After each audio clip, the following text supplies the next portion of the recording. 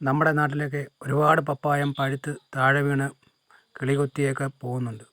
പപ്പായം നമ്മളങ്ങനെ ഉപയോഗിക്കാത്തൊരു സാധനമാണ്. എന്നാൽ ഇതിന് ഒരുപാട് ഗുണങ്ങളുണ്ട്. അത് നമുക്കറിയാത്തത് കൊണ്ടാണ് നമ്മളിതൊക്കെ വേസ്റ്റായി കളയുന്നത്. പപ്പായയിൽ വിറ്റാമിൻ തന്നെ എ, സി, ഇ എന്നിങ്ങനെ അടങ്ങിയിരിക്കുന്നു. ഇതിൽ പൊട്ടാസ്യം, ഫൈബർ, മറ്റ് ധാതുക്കൾ അടങ്ങിയിട്ടുണ്ട്. ഇത് കോശങ്ങളെ സംരക്ഷിക്കാനും രോഗങ്ങളെ പ്രതിരോധിക്കാനും സാധിക്കുന്നു. പപ്പായം കഴിച്ചാലുണ്ടാകുന്ന ഒരുപാട് ഗുണങ്ങളുണ്ട്.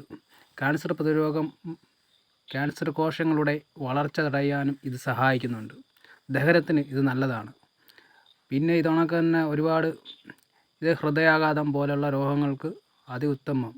ത്വക്ക് സൗന്ദര്യവർദ്ധനവിനൊക്കെ പേര് കേട്ട ഒരു സാധനമാണ് പപ്പായം. പപ്പായം നല്ലൊരു പഴവുമാണ്. ഒരുപാട് ഗുണങ്ങൾ അടങ്ങിയിരിക്കുന്ന ഒരു പഴമാണ്.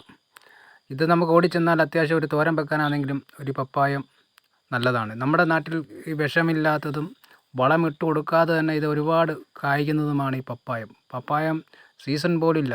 ഡെയിലി ഇതിനകത്ത് എപ്പോഴും പപ്പായ ഇങ്ങനെ കണ്ടുകൊണ്ടേയിരിക്കും.